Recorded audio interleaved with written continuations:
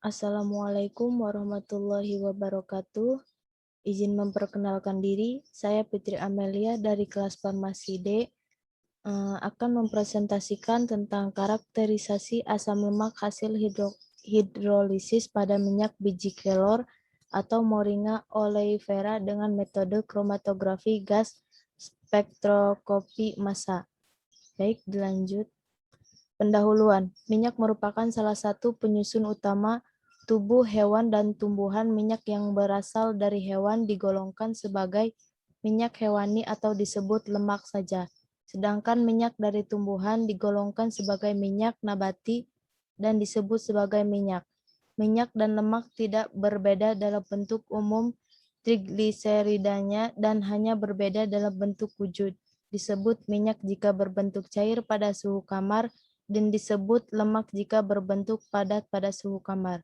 Tujuan dalam penelitian ini yaitu untuk mengetahui karakterisasi asam lemak hasil hidrolisis pada minyak biji kelor atau Moringa oleifera dengan metode kromatografi gas spektroskopi massa.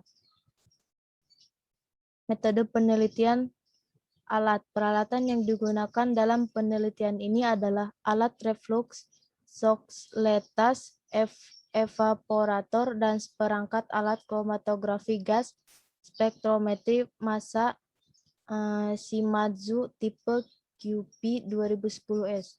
Bahan utamanya biji kelor, bahan-bahan kimianya adalah aqueous, N-hexan, metanol, indikator, phenophthalein, asam klorida, kalium hidroksida, Na2SO4, H2SO4 pekat, NaHCO3, indikator universal NaCl.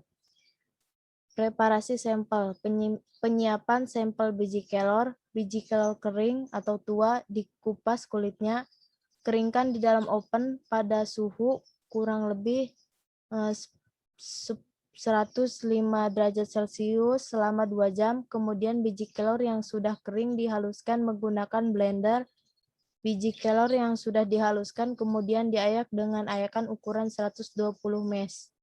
Dilakukan langkah yang sama untuk biji kelor basah atau muda.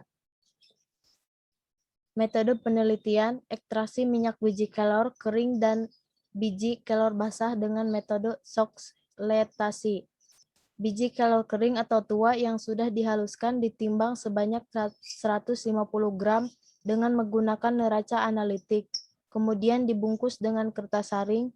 Ukuran bungkusan sampel harus sesuai dengan ukuran soxhlet. Dimasukkan bungkusan sampel ke dalam soxhlet yang telah dirangkai dengan kondensor dan labu didih.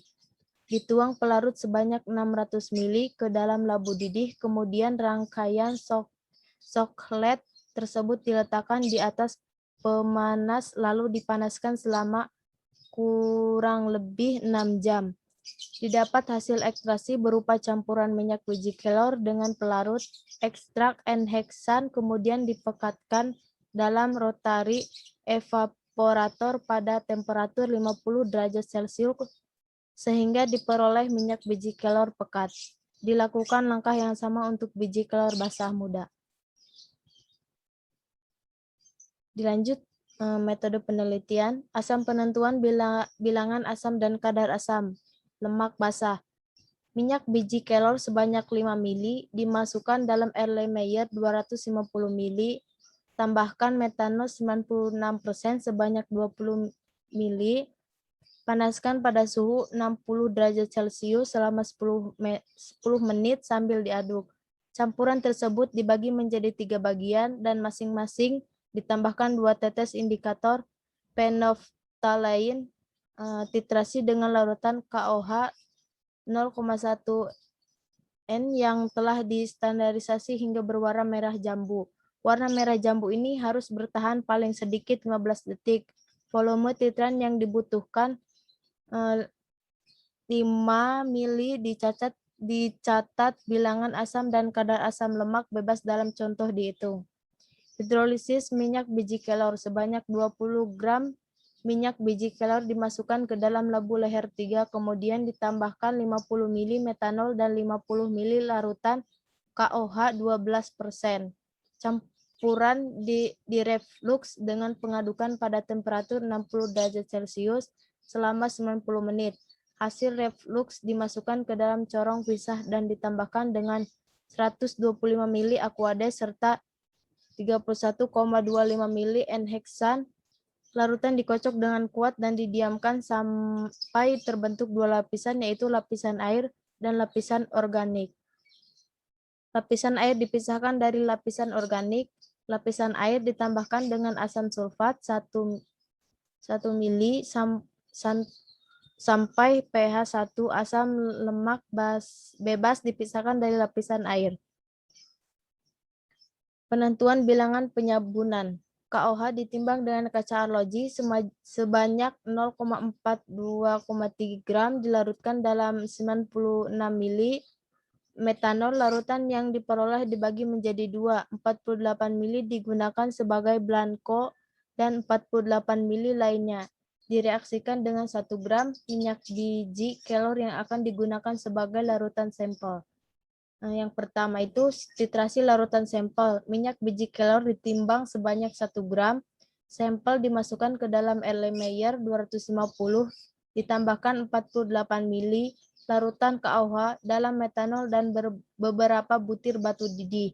Kemudian direflux selama 30 menit. Selama itu larutan sampel dibagi menjadi 3 bagian dan dimasukkan ke dalam Erlenmeyer yang berbeda serta ditambahkan masing-masing 3 tetes indikator fenolftalein ke dalam larutan tersebut dan dititrasi dengan larutan HCl 0,5 N. Nitrasi dihentikan saat indikator berubah menjadi tidak berwarna. Volume HCl yang dibutuhkan dicatat. Yang kedua itu titrasi larutan blanko.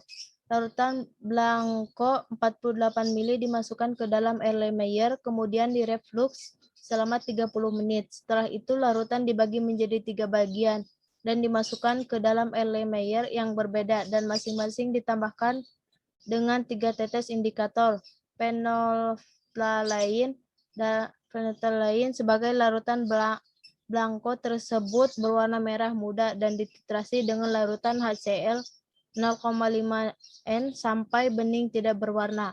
Volume HCl yang dibutuhkan dicatat. Bilangan penyabunan dapat dihitung.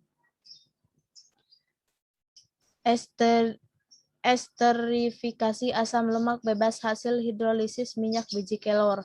Sebanyak 10 gram asam lemak biji kelor masing-masing dimasukkan ke dalam labu leher 3 yang dilengkapi dengan termometer. Selanjutnya ditambahkan 8,7 mili metanol dan 0,087 mili atau 87 liter H2SO4 pekat. Kemudian campuran tersebut direflux selama 1 jam pada temperatur 50 derajat Celcius. Campuran hasil reflux selanjutnya didinginkan dan dimasukkan dalam corong pisah.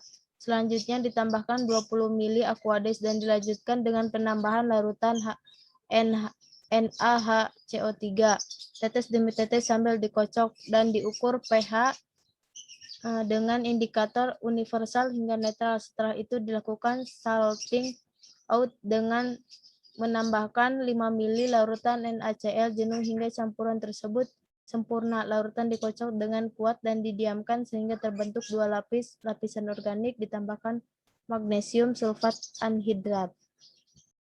Identifikasi asam lemah dilakukan dengan menginjeksikan metil ester dari asam lemak biji kelor pada alat kromatografi gas spektroskopi massa Shimadzu UV 2010 pada kondisi sebagai berikut. Temperatur oven kolom 50 derajat Celcius, temperatur injeksi 300 derajat Celcius, tekanan 13 kPa, total aliran 40,8 mili atau per menit, laju alir 26,7 cm, dan aliran kolom 0,54 mili per menit.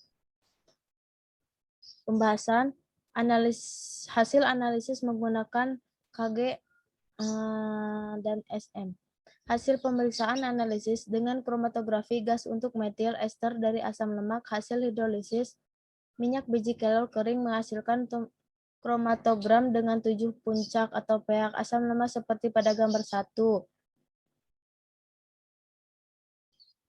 Ini pada gambar 1 ya. Dari tabel menunjukkan bahwa minyak biji kelor sering terdiri dari beberapa asam yang ditunjukkan adanya 7 puncak pada kromatogram Kg puncak keempat dalam waktu retensi 27,285 memiliki luas area 1,07% diduga merupakan asam laurat karena memiliki spektra massa yang sesuai dengan spektra massa asam dodekanoat atau metil laurat dari Wiley 229. Ini tabel 1 ya, hasil minyak biji kelor.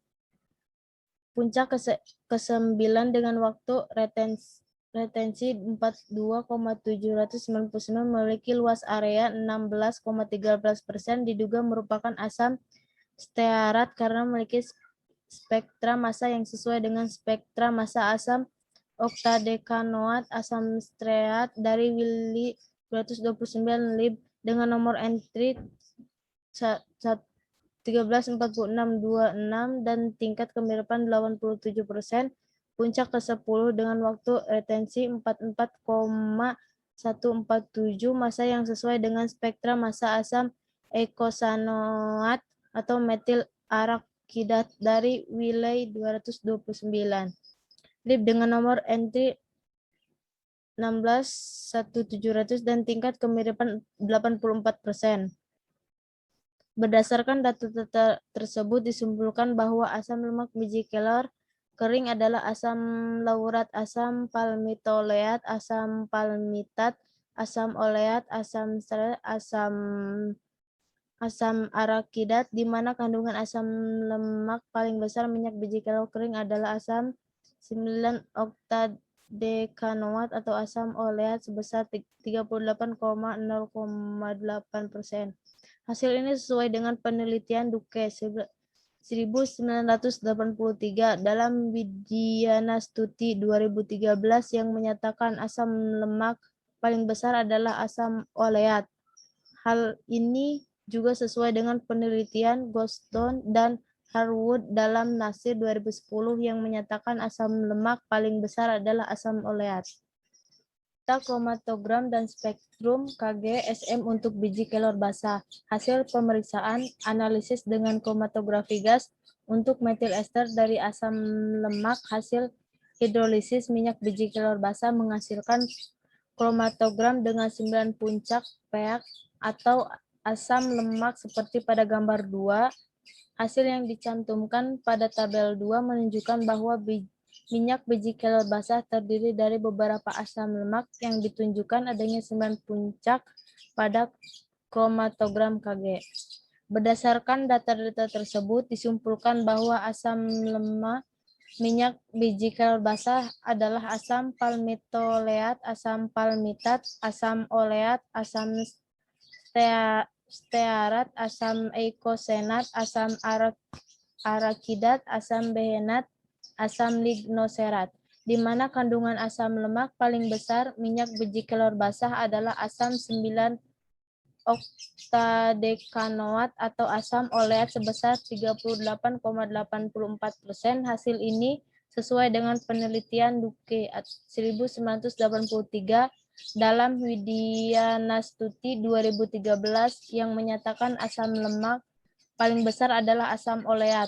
Hasil ini juga sesuai dengan penelitian Gostun dan Harwood dalam Nasir 2010 yang menyatakan asam lemak paling besar adalah asam oleat. Dari data kromatografi gas dapat disimpulkan bahwa metil ester dari asam lemak hasil hidrolisis minyak biji kelor kering menghasilkan kromatogram dengan 7 puncak atau pH. Asam lemak sedangkan untuk minyak biji kelor basah menghasilkan kromatogram dengan 9 puncak atau pH asam lemak. Hal ini disebabkan bahwa ada kemungkinan adanya benda asing atau biji yang berkualitas jelek yang tercampur dalam bahan baku beserta pelaku terhadap bahan baku pada saat proses. Kesimpulan, Dari hasil penelitian yang dilakukan dapat disimpulkan bahwa satu hasil analisis dengan kromatografi gas spektroskopi massa senyawa yang dihasilkan dari minyak biji kelor kering antara lain asam laurat, asam palmitoleat, asam palmitat, asam oleat, asam stearate, dan asam arakidat, dan kandungan terbesarnya adalah asam oleat dengan kandungan senyawa terbesar 38,0,8%.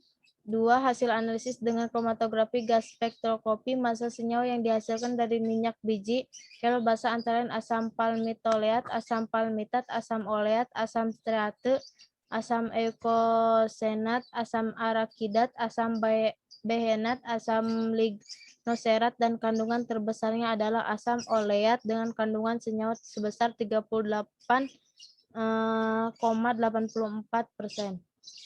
Mungkin itu saja yang dapat saya sampaikan. Kurang dan lebihnya mohon maaf. Assalamualaikum warahmatullahi wabarakatuh.